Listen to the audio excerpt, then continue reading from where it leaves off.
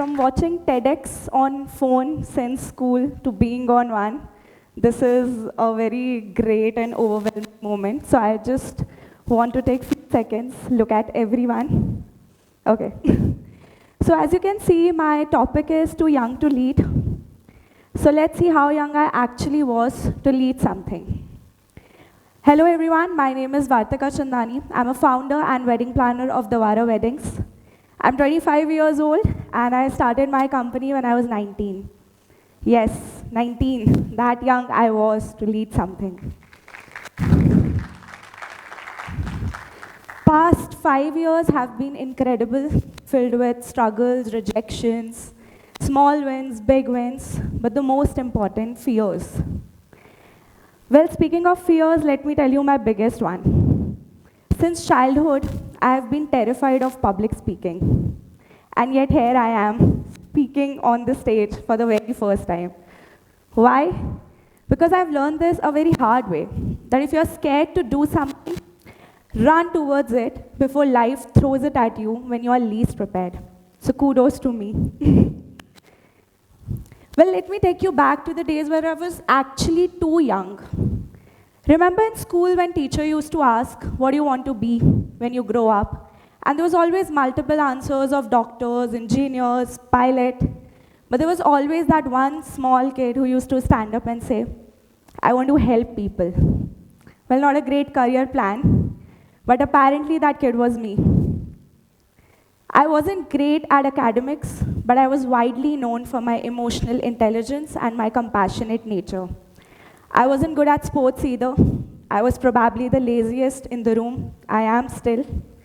But when someone needed my help, I almost gave my 100%. By 9th standard, I already figured out my entire career plan on how to be a wedding planner and to help people plan their dream wedding. I still remember I used to make flowcharts on my study desk, mapping out exactly what I needed to do for upcoming 5 years. Right after finishing my 12th standard, I moved to Mumbai to pursue my degree into event management and to follow my passion. Well, in Mumbai, the initial first year was filled with a lot of internships, a lot of freelance projects, but a lot of times I felt alone. I wasn't the smartest in the room, I wasn't the experienced, but I was always passionate. And sometimes passion is all you need to do something. I didn't wait for the perfect plan, for the perfect skill, or for the perfect moment. At the age of 19, I did something crazy. I created an Instagram page for my wedding company. Well, did I have clients? No. Did I have experience?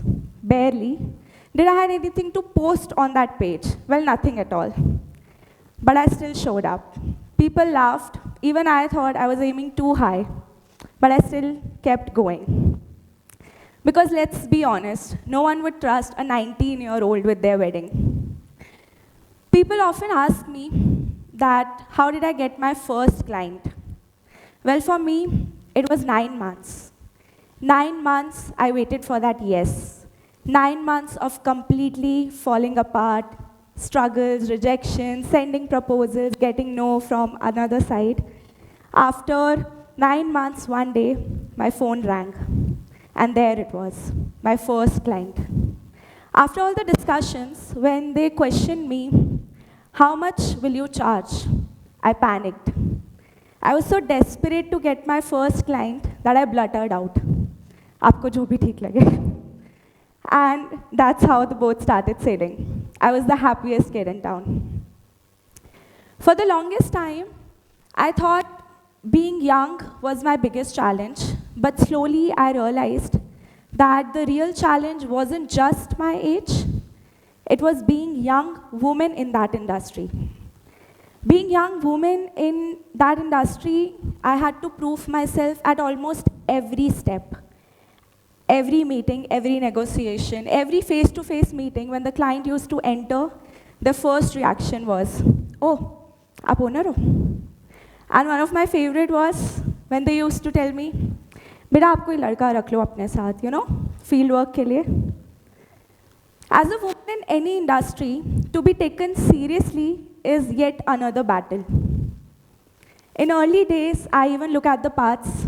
I swapped my comfortable clothes with heavy ethnic wears, started wearing heels, specs, just so that I appear older and experienced. But to be honest, running around the venues with heels wasn't just uncomfortable, it wasn't me.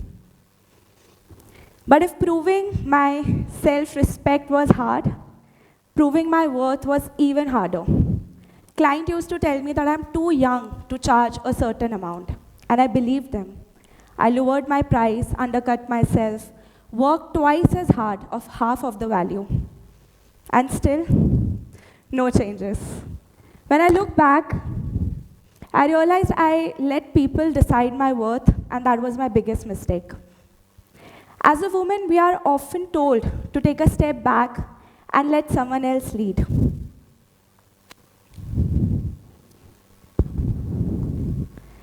In my industry, where decisions were made in loud rooms with strong opinions, I had to learn to speak in a way that people listened, not by raising my voice, but by raising my values. Yes, the journey was tough. I doubted myself 100 times, but here's what made it worth.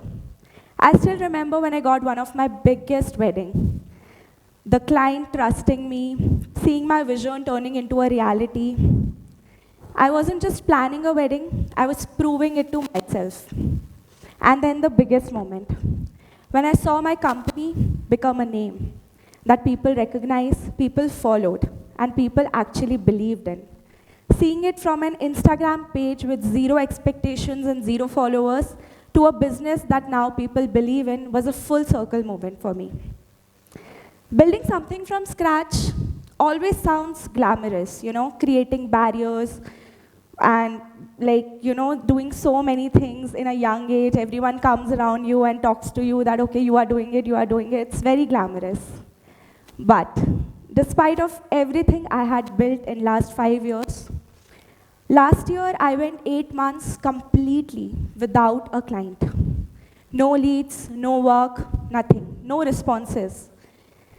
No one tells you that when your work stops, what it cost you. For me, it was myself in the process. For years, my entire personality and my entire identity was just one thing: a young girl who created her own company. Every waking hour, every conversation, and every person I met, there was only one topic to talk about: my business. Well, but your entire identity is made on your work. You will just, you'll just keep doing your work and you'll burn out doing what you love the most before you even make it. I had no social life, no hobbies, just work. And during those moments, I questioned myself. Who am I beyond my work? Well, I struggled so hard and I put in my precious years into, creating a very good company. But during those moments, I just stopped working on myself. During those moments of chaos and pressure, the only thing I held on to was kindness towards myself. I remember one of the favorite lines from my favorite book called Green Lights, written by Matthew McConaughey. He said, "I haven't scored all the A's in the art of living, but I give a damn. I'll always take an experienced C rather than an ignorant A." I wasn't an A-grade entrepreneur who had everything figured out from day one. But I took risk, showed up, learned from my lessons, and still learning.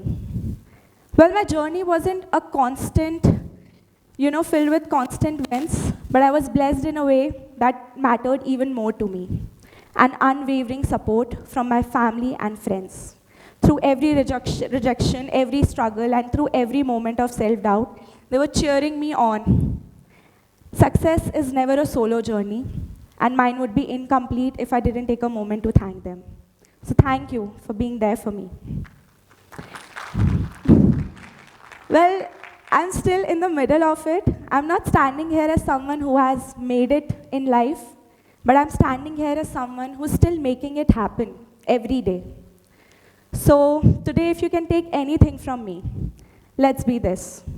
Confidence doesn't come before you start. It comes along the way.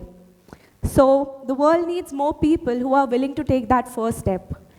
Don't take time, don't feel prepared, don't wait just to be ready. Start leading today because no one is too young. Thank you.